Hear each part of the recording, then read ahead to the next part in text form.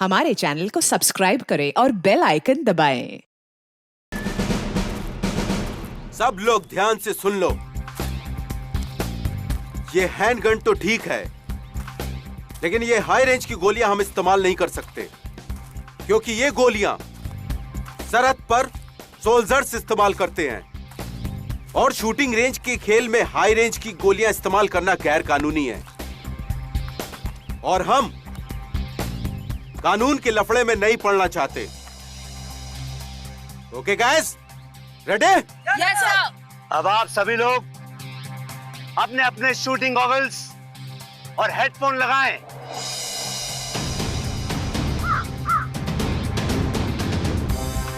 अब आप सभी लोग अपने अपने बंदूक उठाएं और अपने कंधे से लगाएं।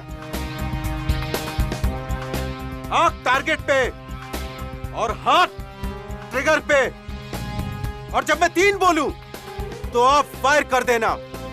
देखता हूं कौन कितना बड़ा निशानेबाज है। 1 2 3।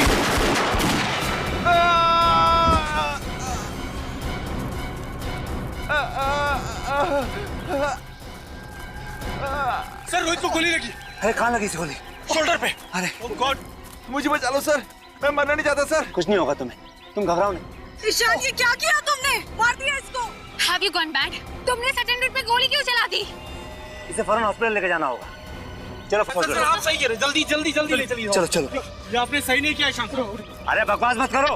हाँ, इसमें ईशान की गलती नहीं है। सिर्फ तुम लोगों को मालूम था ना यहाँ शूटिंग रेंज में फायरिंग हो रही है, फिर तुम लोग यहाँ क्या कर रहे थे? सर, पर इसमें इन लोगों की क्या गलती है? ये लोग तो रेंज से हट के खड़े थे। गलती तो ईशान की है। इसे इतना टेढ़ा निशान क्यों लगाया? हाँ, खुद को स्टेट लेवल का शूटर कहते हो तुम? हर शूटर को यह सिखाया जाता है कि हैंडगन चलाना कितनी जिम्मेदारी का काम है। करेक्ट। और तुम इतने सीनियर शूटर होने के बाद भी इतनी बड़ी जिम्मेदारी कैसे भूल सकते हो? ईशान, तुम तो भगवान से प्रार्थना करना शुरू कर दो, क्योंकि अगर इस अटेंडेंट को कुछ हो जाता है ना तो तुम तो बुरे फंसे। मैं अकेला क्यों फंसूंगा? अरे फंसेगे तो ये भी। अरे दिमाग खराब करके रखा है मेरा। अरे कुछ भी गोली मारती ऊपर से। कौन बोल रहा है? हैं?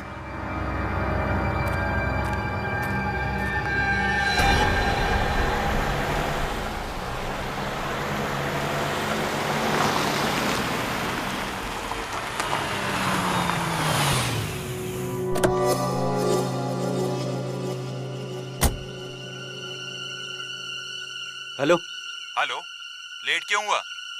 लेट क्यों हुआ? रास्ते में ट्रैफिक बहुत था, आ गया हूं ना। अंदर आ जाओ। अंदर? मैं अंदर आ गया हूं। सामने एक रूम दिख रहा है? हाँ दिख रहा है।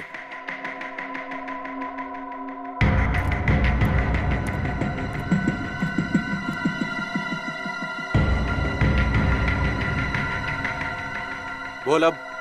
सामने टेबल पर एक फोन रखा है। जब तक इसकी घंटी नहीं बजती हिलना नहीं यहाँ से।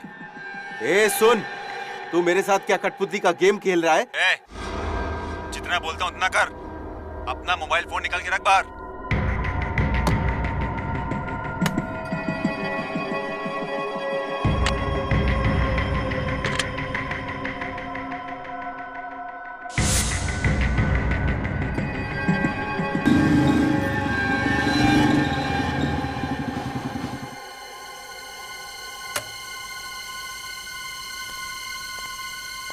हेलो, हाँ।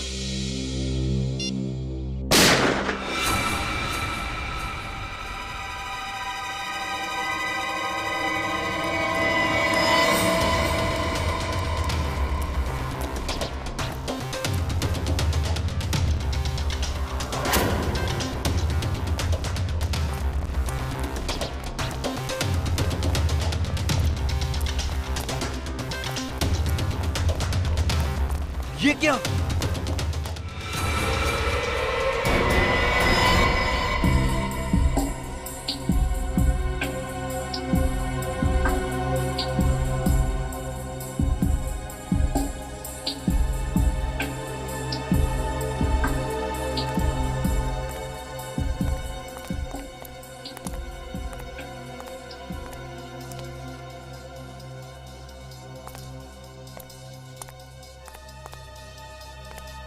तुम यहाँ क्या कर रहे थे? सर मैं तो एक लड़की की मदद कर रहा था।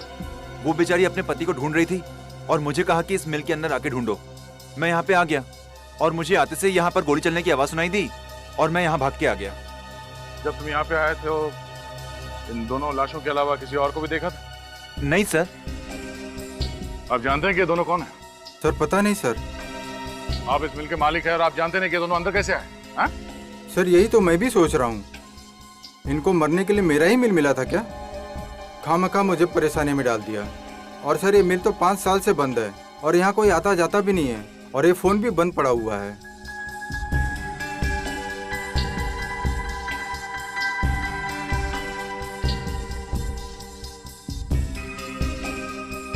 कोई वॉचमैन नहीं है यहाँ पे? सर था एक वॉचमैन, लेकिन बच्चों की छुट्टियां होने की वजह से वो 1 महीने पहले गांव चला गया।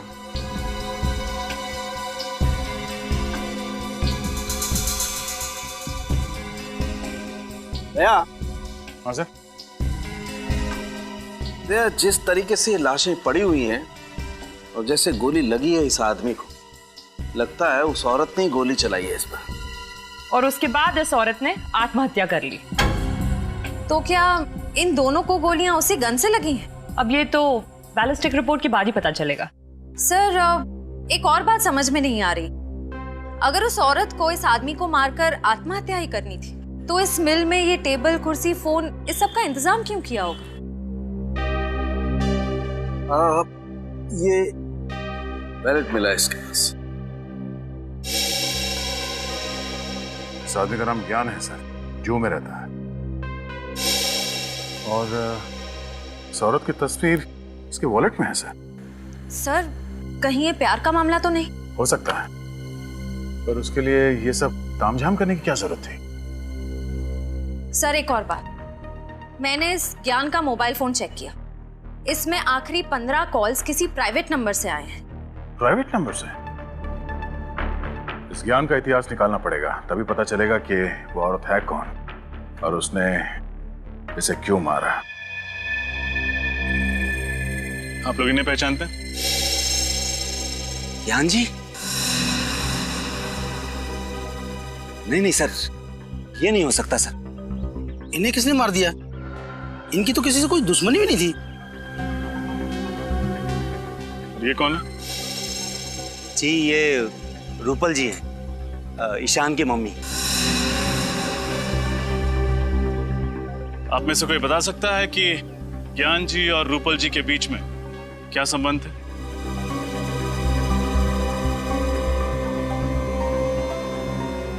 देखिए, हमें शक है कि रूपल जी ने ही ज्ञान जी का खून किया है और फिर खुद को गोली मार के आत्महत्या कर ली।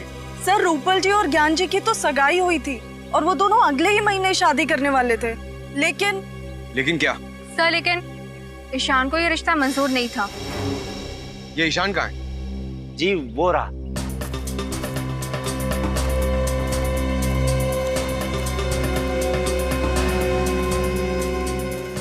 क्या हुआ सर? आपने इतना अर्जेंटली क्यों बुलाया? और ये लोग कौन है? हम लोग सीआईडी से। ईशान, हमें आपसे आपकी माँ रूपल जी और ज्ञान जी के बारे में कुछ बातें करनी है। देखिए सर, आपको मेरी मम्मी के बारे में जो पूछना है पूछिए, मगर मुझे ज्ञान जी के बारे में कोई बात नहीं करें। देखिए ईशान, खून का मामला है, थोड़ा तो कोऑपरेट करना पड़ेगा। खून? किसका खून? ज्ञान जी का। क्या? पवन मिल्स में हमें उनकी लाश मिली, किसी ने उन्हें गोली मार दी है और हमें तो मैं क्या करूं? मैं मानता हूं कि मैं उनसे नफरत करता था, पर मैंने उन्हें नहीं मारा। जी नहीं, आपने नहीं, लेकिन आपकी माँ ने उन्हें मारा और उसके बाद उन्होंने आत्महत्या कर ली। क्या? माँ ने आत्महत्या? ये आप क्या कह रहे हैं सर? सर मेरी ईशान, मैं आपका दर्द समझ सकता हूँ। क्या आपको लगता है कि आपकी माँ ने आत्महत्या की होगी? बिल्कुल नहीं सर। सर वो तो कितने खुश थी सर, हमेशा की तरफ टाइम पे उठी भी, योगा की और 9 बजे ऑफिस के लिए निकल गई। सर ये नहीं हो सकता सर। संभालिए अपने आप। आपको ज्ञान जी के बारे में जो कुछ भी पता है प्लीज हमें बताइए। मैं आपको बताता हूँ। यहाँ पर एक छोटा सा हादसा हुआ था जिसमें एक अटेंडेंट को हल्की सी चोट लग गई थी। उस अटेंडेंट को जब हॉस्पिटल ले जा रहे थे तब ज्ञान जी को एक फोन आया। वो फोन सुनते ही ज्ञान जी बहुत घबरा गए थे। नर्वस होकर तुरंत ही यहाँ से चल दिए। गए कहाँ थे आपको पता है? जी नहीं, कहाँ गए इसका पता नहीं चला। कितने बजे गए थे ज्ञान जी यहाँ से? तकरीबन 12 बजे। सर ईशान सर पहले ही चले गए थे, ज्ञान जी से भी पहले। सर रूपल जी ऑफिस गई थी और ज्ञान जी शूटिंग रेंज से निकले। फिर ये लोग पवन मिल्स कैसे पहुंचे? और फिर ज्ञान जी को फोन किसने किया होगा? लेकिन ज्ञान जी को मारने के बाद रूपल जी ने आत्महत्या क्यों कर ली? इन सभी सवालों के जवाब हमें ढूंढने हैं।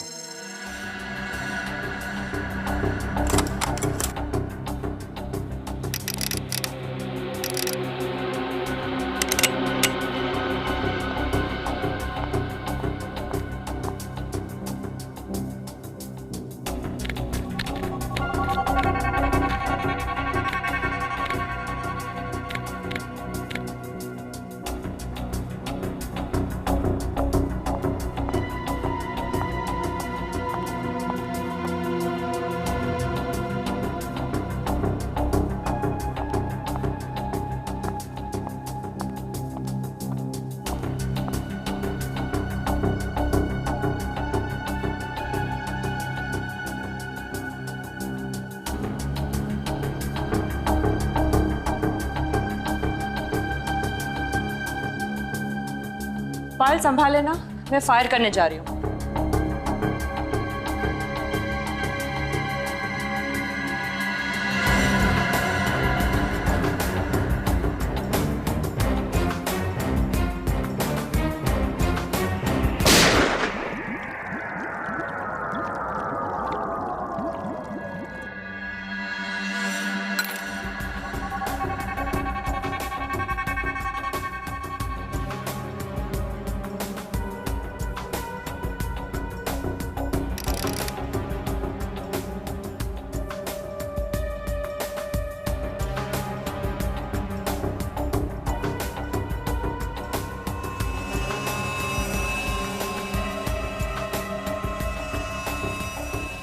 मैम, हाँ ये देखिए 3 घंटे में 3 बार रिपोर्ट निकाली, फिर भी रिजल्ट वही आ रहा है। क्या रहा रिजल्ट? मैम आप खुद चौंक जाएंगी, देखिए तो सही। ये देखिए। अरे ये क्या? जो सोचा था उसका बिल्कुल उल्टा निकला। रूपल की मौत ज्ञान जी की मौत के 6 घंटे पहले हुई है। चेक कर लो अच्छी तरीके से, देखो कुछ मिलता है क्या। तो मुझे ऐसा लगा कि मैडम अपने फार्म हाउस में आराम करने गई होगी, तो अक्सर शनिवार रविवार जाया करती थी। आप उनके ड्राइवर हैं, आपको लेकर नहीं जाती थी क्या? सर जाती थी साहब, लेकिन इस बार पता नहीं। साहब उनकी मौत कैसे हुई? उनके सिर पे गोली लगी है और ज्ञान जी के सीने में। हमें शक है कि उन्होंने आत्महत्या की है। नहीं साहब, वो आत्महत्या क्यों करेंगी? क्या? ये तो पता चल ही जाएगा। आखिरी बार कब देखा आप लोगों ने मैडम को? साहब कल सुबह मैं खुद उन्हें ऑफिस छोड़ने गया था। कितने बजे? सर 9 बजे। 9 बजे। उसके पहले और उसके बाद में क्या क्या हुआ याद करके बताओ। जो चीज तुमको जरूरी नहीं लगे वो भी बताना, सब कुछ डिटेल में। ओके साहब, वो दिन मैडम लेट उठी थी, फिर जल्दी जल्दी तैयार हो गई और बगैर नाश्ता किए ही गाड़ी में आके बैठ गई। फिर 9 बजे मैं उन्हें ऑफिस लेके गया। फिर मैडम का 10:30 बजे फोन आ गया कि गाड़ी निकालो। फिर मैं उन्हें जंबो मॉल लेके गया। Jumbo mall? सुबह सुबह ऑफिस का काम छोड़ के 10:30 बजे वो मॉल चली गई? साहब मुझे भी बड़ा अजीब सा लगा, क्योंकि वो मुझे अपने साथ लेकर नहीं गई। क्यों? तुम्हें साथ क्यों लेके जाएंगे? पिछले 3 सालों से वो मुझे अपने साथ लेकर जाती थी, उनका सामान उठाने के लिए। अच्छा, मतलब मॉल जाने का कोई प्लान नहीं था उनका, अचानक चली गई वहां पे। सर! सर लगता है रूपाली जी आत्मघाती स्वभाव की थी। ये देखिए, नाइट स्लीप 30 mg, ये नींद की गोली है सर, बहुत पावरफुल। Doctor Kundan, psychotherapist. पिछले 1 साल से दवाई खा रही है।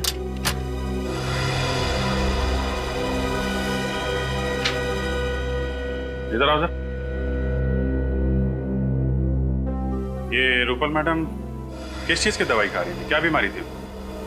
अक्सर उन्हें मिर्गी के दौरे पड़ते थे, लेकिन 6 महीने से उनकी हालत में काफी सुधार था।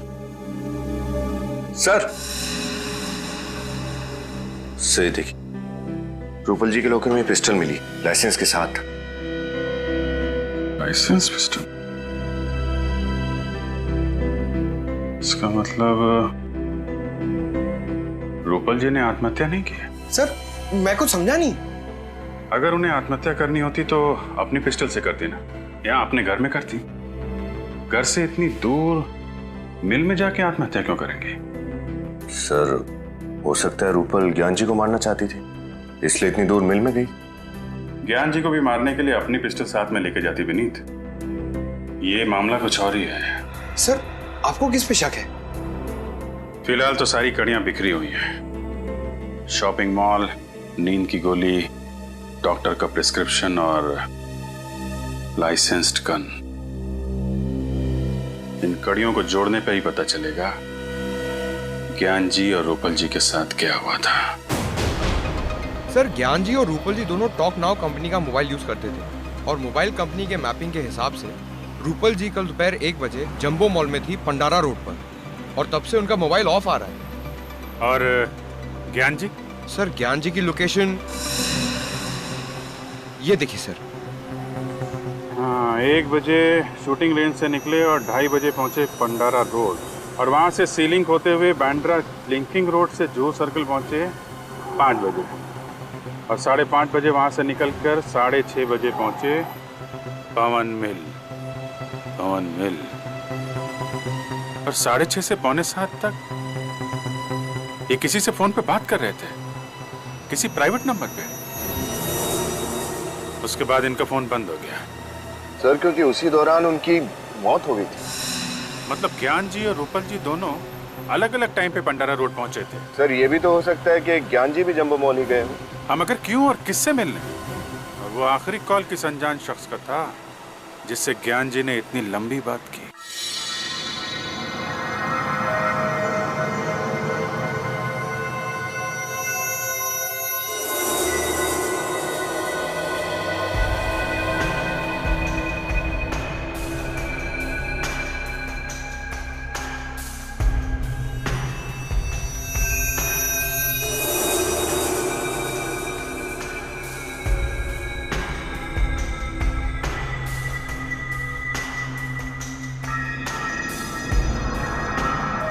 रतन जी सर। आज हमें किसी भी हालत में स्टॉक्स की पूरी डिटेल मैनेजर को देनी है। जी सर। एक्चुअली में ये काम पिछले हफ्ते ही हो जाना चाहिए था, पता है तुम्हें? Sir I am sorry sir, मेरी तबीयत खराब हो गई थी, इसके लिए मैं नहीं आ पाया था सर। जानता हूँ मैं। अब ऐसा करो, जल्दी जल्दी बताओ कौन कौन सी गोलियाँ स्टॉक में हैं और कितनी हैं। जी सर, ये 315 बोर की सर 21 गोलियाँ हैं, और इसी का कर्टन एक पैक है सर इधर। सर ये 12 बोर की 50 गोलियाँ हैं, और ये हैं 9 mm की इम्पोर्टेड रिवॉल्वर की गोलियाँ। कितनी हैं? 35। और सर 9 mm पिस्टल की गोलियों का बॉक्स है 2 3। ये क्या? ये बॉक्स तो खुला हुआ है। हाँ सर। तो तुमने ये बात मुझे पहले क्यों नहीं बताई? सर मुझे लगा कि ये बॉक्स आपने खोला होगा। अरे पागल हो गए हो क्या तुम? अगर ये बॉक्स मैंने खोला होता तो क्या मैं तुमसे सवाल करता? और ये क्या? इसमें 6 गोलियां गायब है, कहाँ गई वो 6 गोलियां? सर मुझे नहीं मालूम सर। सर आप मुझ पर शक कर रहे हैं सर। तो फिर क्या करूं? तुम्हारे अलावा और किसकी हिम्मत हो सकती है यहाँ से गोलियां ले जाने की? सर मैं पिछले 5 सालों से यहाँ काम कर रहा हूँ, और सर 5 सालों में एक भी खाली कारतूस इधर से उधर नहीं हुआ। सर ये 6 गोलियां मैं क्यों चुराऊंगा सर? मैंने नहीं की चोरी सर इसकी। देखो रतन जी सर, ये एक कानूनी अपराध है, और अगर इन गोलियों की वजह से कुछ हो गया ना तो उसके लिए हम दोनों को जिम्मेदार ठहराया जाएगा। इसलिए मुझे इस बात की रिपोर्ट मैनेजर को करनी होगी। और हाँ, वो कल तुम शूटिंग रेंज से कहीं बाहर नहीं गए थे क्या? हाँ सर, सुबह में मैं शूटिंग रेंज का दरवाजा खोलकर बाथरूम तक गया था सर। तो सर मैंने देखा कि ईशान और जिया इधर आए। ईशान और जिया, वो भी सुबह सुबह? सर मैंने भी तो ये सवाल उनसे पूछा, लेकिन उन्होंने कोई जवाब नहीं दिया और सीधा अंदर चले गए सर। उन दोनों का सुबह सुबह यहाँ आना और शाम को मिस्टर ज्ञान का खून हो जाना, ये दोनों बातें संयोग नहीं हो सकती रतन। सर आपका मतलब है कि ईशान ने ही ज्ञान जी को? डॉक्टर तारिका प्लीज मजाक मत कीजिए, ये हो ही नहीं सकता। फ्रेडी से मैं मजाक नहीं कर रही हूँ, आइए दिखाती हूँ।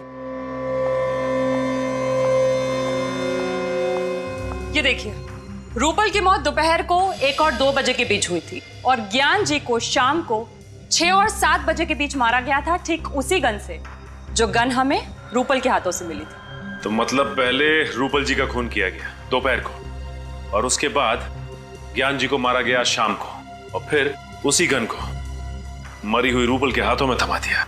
मतलब रूपल जी ने आत्महत्या नहीं की है, किसी ने प्लानिंग के साथ खून किया है उसका। हाँ, इस बात को साबित करने के लिए मेरे पास सबूत है। रूपल के पेट में से मुझे अजीनोमोटो, सोया सॉस और विनेगर के कुछ अंश मिले। डॉक्टर तारिका, ये सारी चीजें तो चाइनीज खाने में होती है ना? हाँ फ्रेडी सर, रूपल ने मरने से पहले चाइनीज खाना खाया था और इसके पेट में से मुझे भारी मात्रा में सिपोक्सिन मिला है, जो नींद की दवाई बनाने में इस्तेमाल किया जाता है। मतलब इन्होंने नींद की गोली ली थी या धोखे से दी गई थी ये तो नहीं बता सकते, लेकिन जाहिर है जो इंसान नींद में होता है वो आत्महत्या तो नहीं कर सकता, क्योंकि मानसिक तौर पे वो इतना होश में ही नहीं होता है कि वो आत्महत्या कर सके। सर, जहां पर रूपल जी ने चाइनीज खाना खाया था, वो नींद की गोलियां शायद वहीं पे दी गई होगी। हो सकता है फ्रेडी, दया सर को इन्फॉर्म कर देता हूँ। हेलो दया सर। सर, हम एक चाइनीज रेस्टोरेंट में तो पूछ चुके हैं, वहाँ किसी ने रूपल जी को नहीं पहचाना। देखते हैं शायद यहाँ कोई पहचान ले। ध्यान रखना आगे जैसे कोई गलती नहीं होनी चाहिए। जी साहब। Sir table for couple sir. नहीं, हम लोग खाना खाने नहीं आए, कुछ सवाल पूछने हैं। सवाल? कैसा सवाल? देखिए हम लोग CID से हैं। Sorry sir. आप सॉरी क्यों बोल रहे हैं? हमें थैंक यू बोलने का मौका दीजिए। अच्छा ये बताइए कि परसों दोपहर को एक आदमी और एक औरत यहाँ खाना खाने के लिए आए थे और उसी दिन उनका खून कर दिया। श्रेया? खून? जी। ये दो। शैलेश? हाँ सर बोलिए। कल ये दोनों हमारे रेस्टोरेंट में आए थे ना? अरे ये औरत जिसने शेजवान फ्राइड राइस और मंचूरियन ग्रेवी का ऑर्डर दिया था और खाते आते उनको चक्कर भी आया था, खुद भी गिर गई थी और प्लेट भी नीचे गिरा थी। हाँ सर, इसी की वजह से तो आपने रसोइया को डांटा भी था। साथ में आदमी भी था ये? नहीं साहब, आदमी ये नहीं था, आदमी और कोई था। 30-32 साल उम्र होगी और पढ़ा लिखा लग रहा था। वो दोनों कितने बजे आए थे? करीब 12 बजे। दोनों खाना खा रहे थे कि अचानक मैडम बेहोश होकर गिर गई। हम सब बहुत घबरा गए, लेकिन वो आदमी बिल चुकाकर फटाफट मैडम को लेकर निकल गए यहाँ से। मतलब औरत जानबूझ के बेहोश नहीं हुई है, नींद की दवाई दी गई थी उसे। पेमेंट कैसे किया इन लोगों ने? क्रेडिट कार्ड से सर। क्रेडिट कार्ड से? क्रेडिट कार्ड की डिटेल चाहिए हमें जल्दी। ये गोली आप लोगों में से कोई पहचानता? यह है बैलिस्टिक रिपोर्ट। जो 6 गोलियां शूटिंग रेंज से गायब हुई हैं, ये उनसे मैच करती है।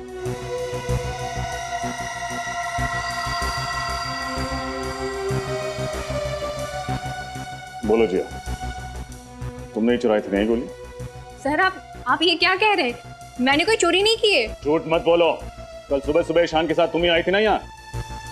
हाँ सर, ये बात सच है कि कल मैं और ईशान सुबह सुबह जल्दी पहुंच गए थे, लेकिन इसका मतलब ये तो नहीं कि मैंने कोई चोरी की हो।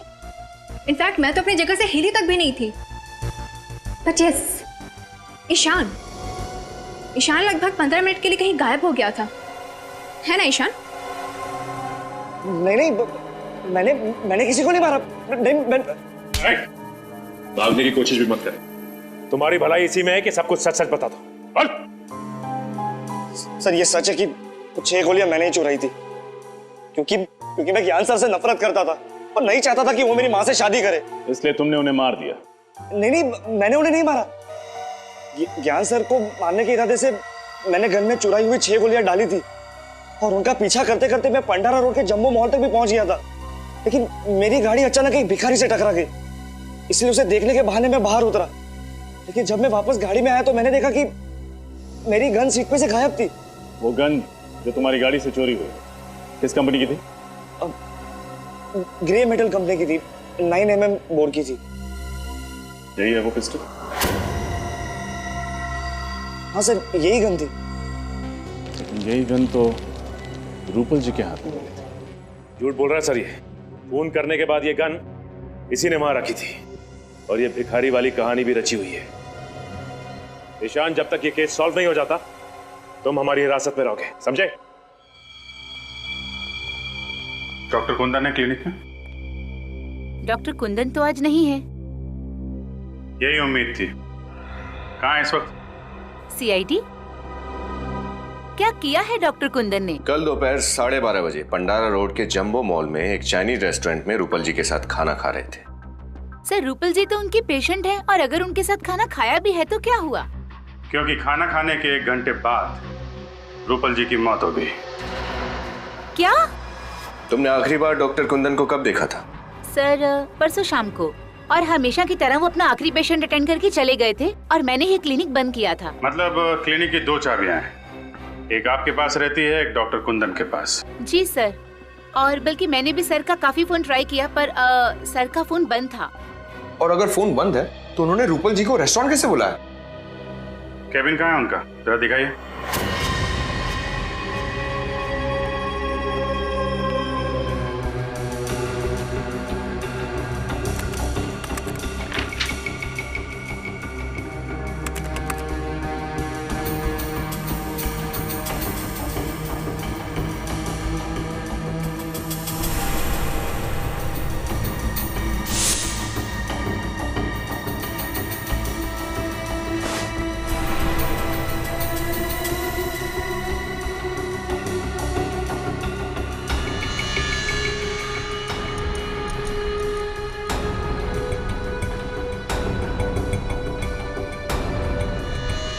ये खून से सने हुए बाल क्या कर रहे हैं यहाँ पे?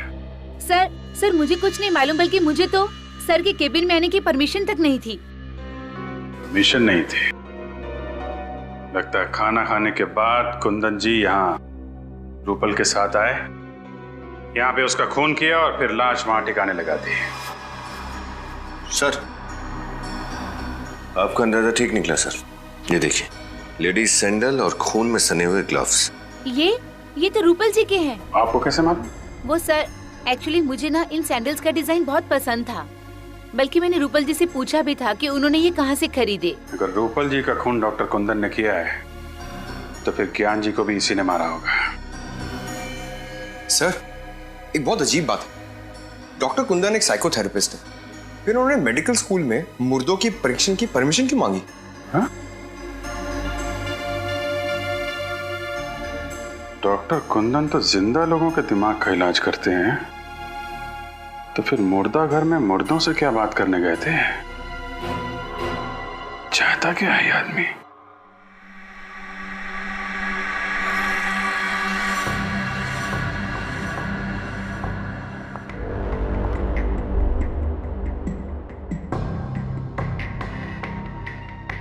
डॉक्टर तारिका, कौन सी नई बात पता चली?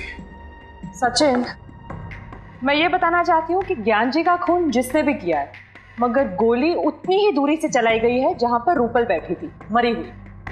ये कैसे बता सकती हैं आप? ट्रेजेक्टरी टेस्ट के द्वारा। आइए सर, ये देखिए, गोली यहां से चली और यहां से बाहर निकली। डमी के अंदर जो होल है उसकी गोलाई भी उतनी ही बनाई गई है जितनी की उस गोली की थी, 0.9 mm। अब मान लीजिए मैं रूपल हूं। रेडी सर, जरा प्लीज लाइट ऑफ करेंगे? यस। जब रूपल हमें मिली मरी हुई तब उसके हाथ में गन इस तरह से थी। अब ये लेजर ये साबित करेगा कि जब ज्ञान जी पर गोली चली तब खूनी कितनी दूरी पे था और गोली किस एंगल से चली। ऐसा हुआ था सब कुछ। रेडी सर, जरा लाइट्स ऑन करेंगे प्लीज। यस। एक बात समझ में नहीं आ रही।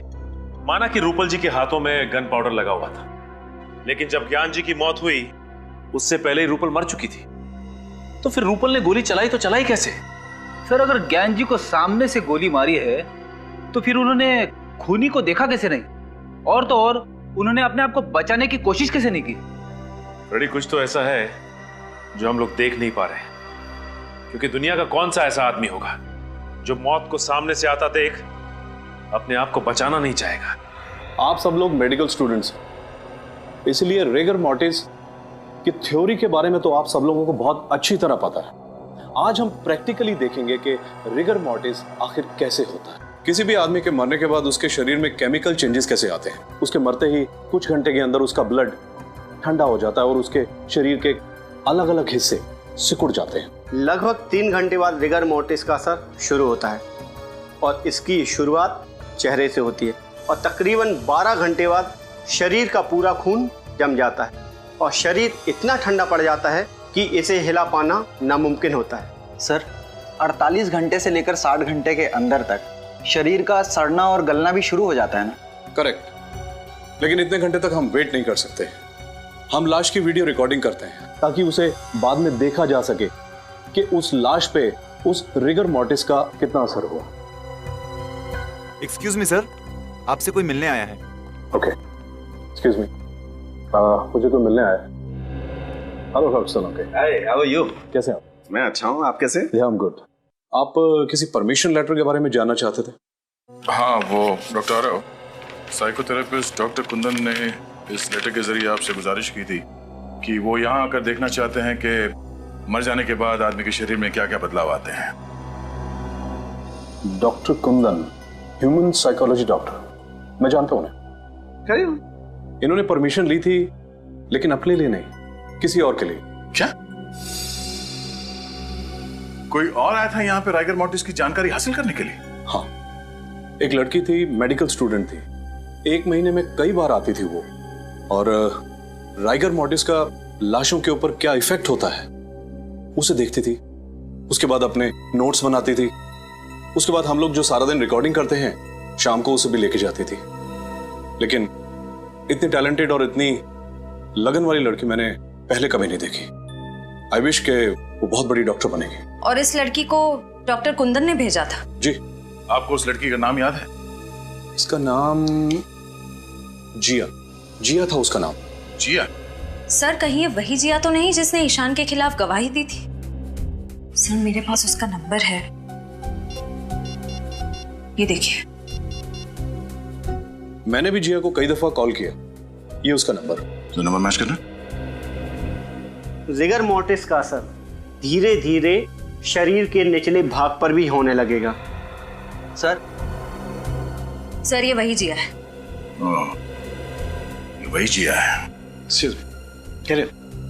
डॉक्टर कुंदन ने रूपल को मारने से पहले जिया को यहाँ पे राइगर मॉर्टिस की जानकारी हासिल करने के लिए भेजा, लेकिन क्यों? दया, हाँ? तुम्हारे इस क्यों का जवाब है मेरे पास। जवाब है?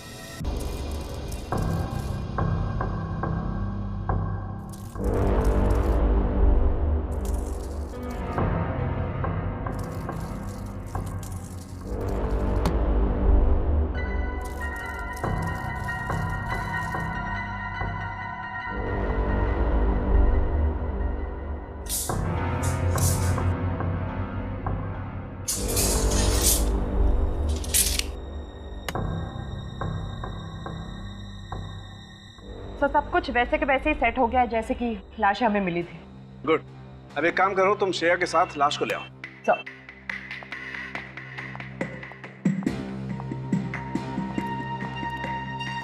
डॉक्टर साहब, यहाँ पे पुतला, बाहर उस लड़की की लाश, अब यहाँ पर क्राइम सीन को रिकंस्ट्रक्ट करने की कोशिश कर रहे हैं क्या? हाँ दया, बिल्कुल वही कर रहा हूँ। और मैंने ऊपर कैमरा भी फिट कर दिए जो सारी रिकॉर्डिंग करेंगे ताकि हमें मॉनिटर पे पता चल जाएगा बाहर कि अंदर क्या हो रहा है।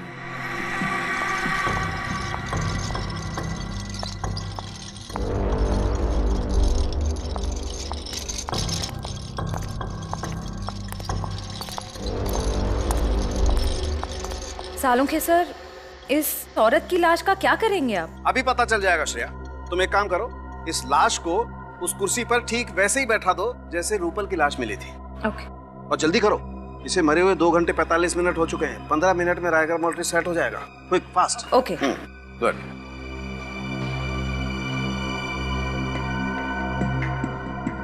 गुड।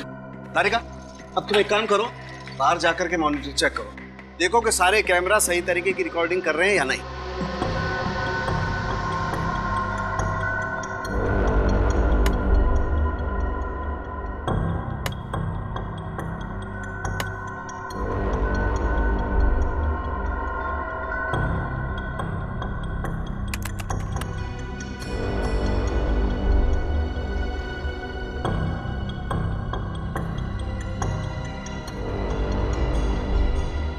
श्रेया, एक काम करो, इसके हाथ में वो गन वैसे ही पकड़ा दो जैसे रूपल के हाथ में थी। क्विक। सर। और ध्यान से श्रेया, गन में गोलियां भरी हुई हैं।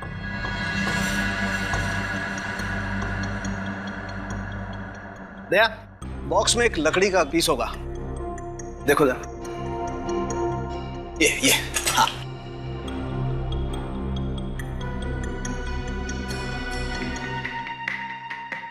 दया, लाश में रायगर मोर्टिस सेट होना शुरू हो गया। अच्छा, तो सर मॉनिटर रूम में चल के देखते हैं आपकी मेहनत क्या रंग दिखाती है। चलो।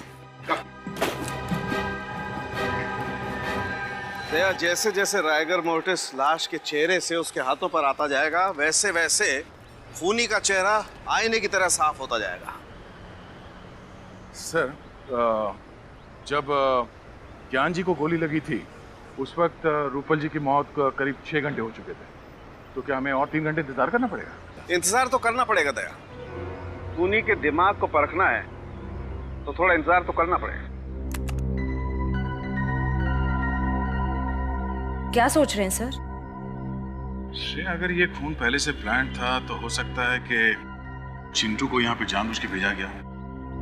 चिंटू का यहाँ पे आके लाश देखना भी प्लान हो, क्योंकि अगर चिंटू यहाँ पर नहीं आता तो हमें पता नहीं चलता इस लाश के बारे में। हो सकता है सर, लेकिन चिंटू कह रहा था कि उसे यहाँ किसी औरत ने भेजा था। हो सकता है खूनी कोई औरत ही है। इस केस में 2 औरत है, एक ये रूपल जो मर चुकी है और दूसरी ओह नो, इस चिंटू को फौरन यहाँ बुला।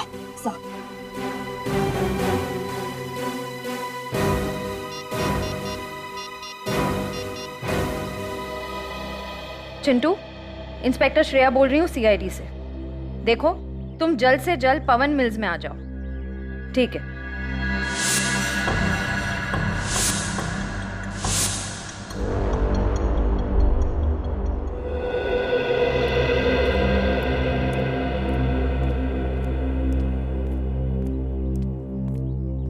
मैंने कुछ नहीं किया सर, मैंने जो कुछ देखा था आपको बता दिया। देखो चिंटू, घबराओ मत। तुमने बताया कि एक लड़की तुम्हें यहाँ पे लेके आई। जी सर।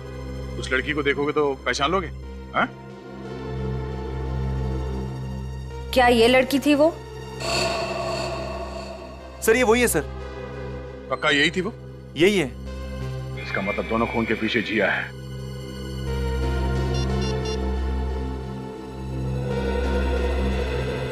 रजत, फौरन जिया के घर जाओ, उसे अरेस्ट कर लो।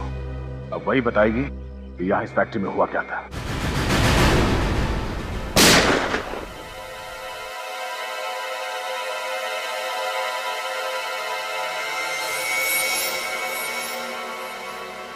CID?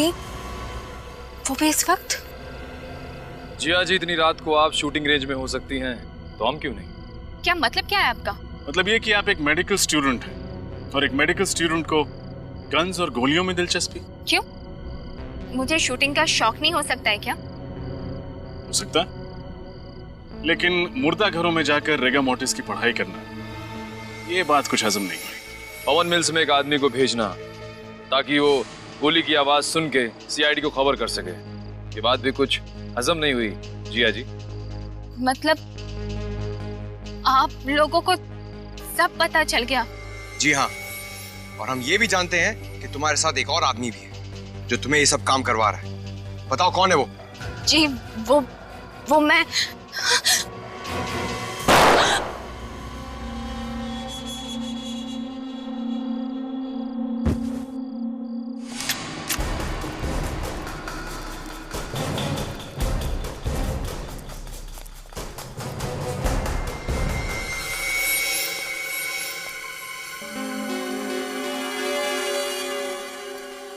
हाथ से निकल गया।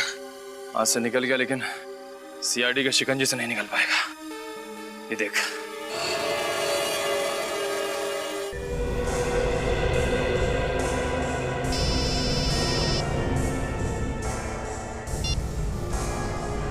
हेलो। हाँ क्या? ठीक है, तुम उस गन को संभाल के रखना, वो गन ही हमें खूनी तक पहुंचाएगी। ओके।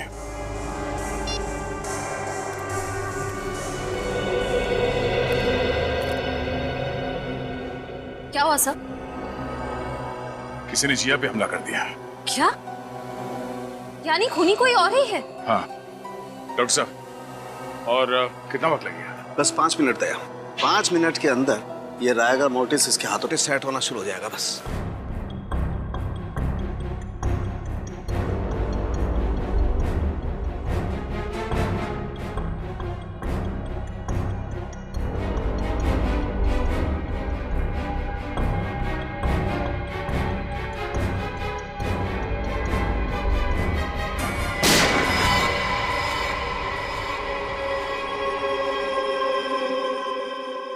ये देखो, ऐसे हुई थी मौत।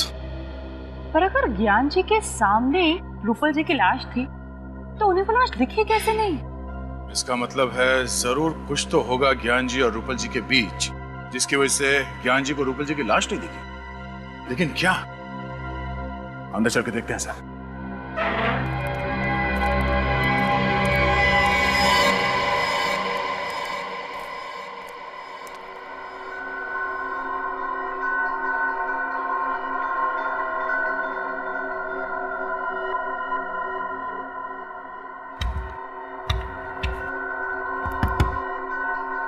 तो ये देखिए, बॉक्सर पिलर क्या है क्या इसमें?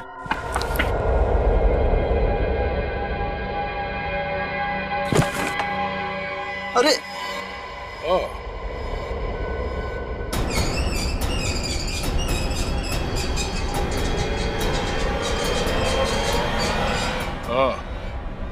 तो ये है वो राज जिसकी वजह से ज्ञान जी के सामने बैठी हुई मौत उन्हें नजर नहीं आई। ये पर्दा देखो दया, ये छेद देख रहे हो पर्दे पे? पर्दे पर ये छेद गोली लगने की वजह से हुआ है। ये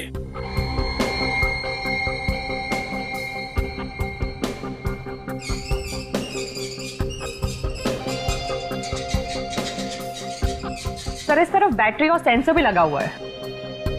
बैटरी और सेंसर? ओह, यानी कि जैसे ही गोली चली इस पर्दे पे झटका लगा और उस सेंसर को पता चल गया और ये पर्दा बंद हो गया। इसीलिए जब हम लोग यहाँ पर आए थे तो हमें ये पर्दा नहीं दिखा। तो शायद जब ये गोली चली ज्ञान जी के ऊपर, खूनी यहीं पर था, तो सोच समझ के प्लानिंग की है उसने। मगर सर ये किसका काम हो सकता है? वही जिसे गन्स, गोलियां और राइगर मोर्टिस की बहुत अच्छी जानकारी है, और वो एक ही आदमी हो सकता है।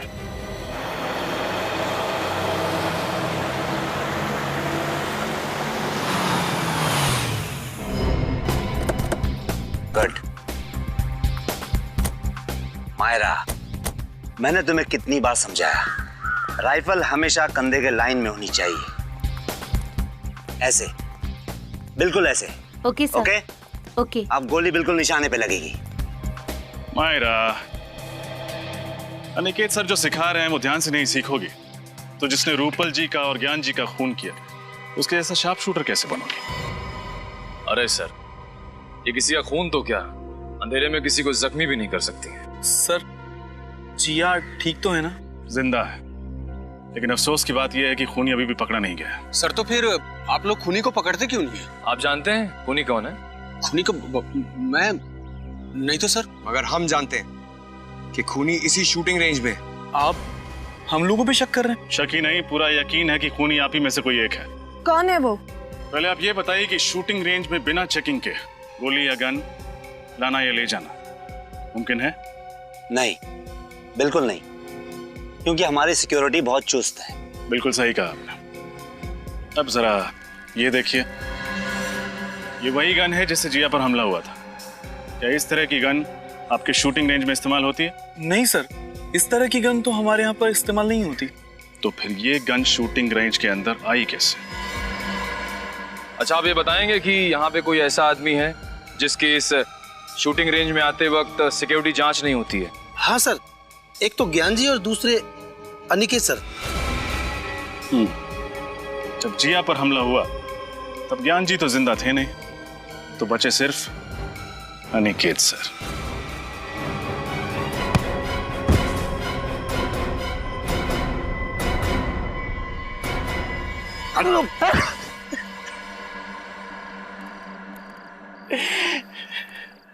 हाँ, मैं खूनी हूं। मैंने ही रूपल का खून किया है। दरअसल मुझसे ज्ञान और रूपल का रिश्ता देखा नहीं जाता था। मैं रूपल को तब से चाहता था जब वो मेरे साथ कॉलेज में पढ़ा करती थी।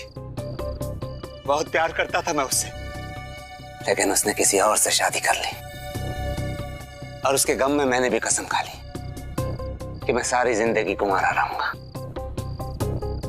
लेकिन एक दिन अचानक रूपल के पति की मौत के बाद मुझे ऐसा लगा कि शायद किस्मत मुझे एक और मौका दे रही है। लेकिन इससे पहले कि मैं अपने दिल की बात रूपल को कहता, यह ज्ञान बीच में आ गया और मेरी आंखों के सामने मेरा प्यार और उसकी बेशुमार दौलत मेरे हाथों से खिसकती नजर आई।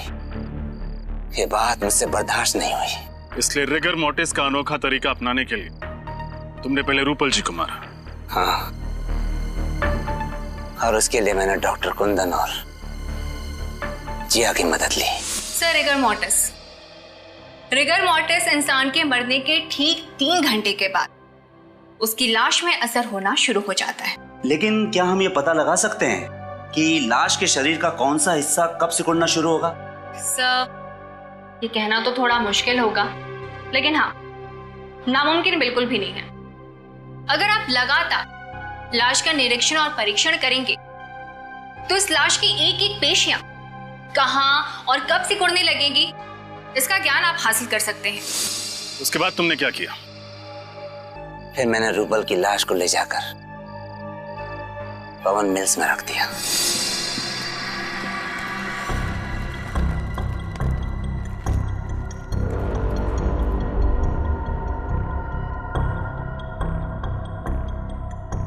मेरा काम तो हो गया, अब तुम्हारी बारी। तुम देखते रहना डॉक्टर, मेरा वार भी खाली नहीं जाएगा। अब ऐसा करो डॉक्टर, तुम इस पिस्तौल को रूपल के दाहिने हाथ में रख दो। क्योंकि अभी तक रिगर मोर्टिस शुरू नहीं हुआ है, इसलिए पिस्तौल वाला हाथ दाहिनी ओर मुड़ जाएगा। तुम कहते हो तो मैं मान लेता, लेकिन मुझे यकीन नहीं हो रहा है कि तुम्हारा प्लान कामयाब होगा। अभी देखो डॉक्टर,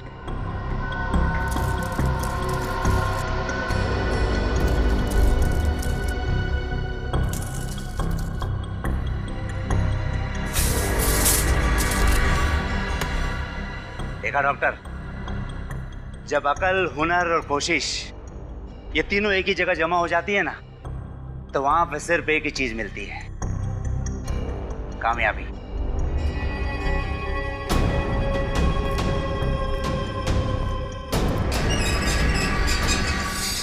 अब आप ये बताने का कष्ट करेंगे कि डॉक्टर कुंदन कहाँ पे है? वो मेरे घर पर है। मैंने उन्हें नींद का इंजेक्शन दिया है। अनिकेत, दौलत की लालच ने तुम्हें अंधा बना दिया। 2-2 खून कर डाले तुमने। इसकी तुम्हें एक ही सजा मिलेगी, फांसी। For more updates, subscribe to our channel, click the show links and enjoy watching the videos.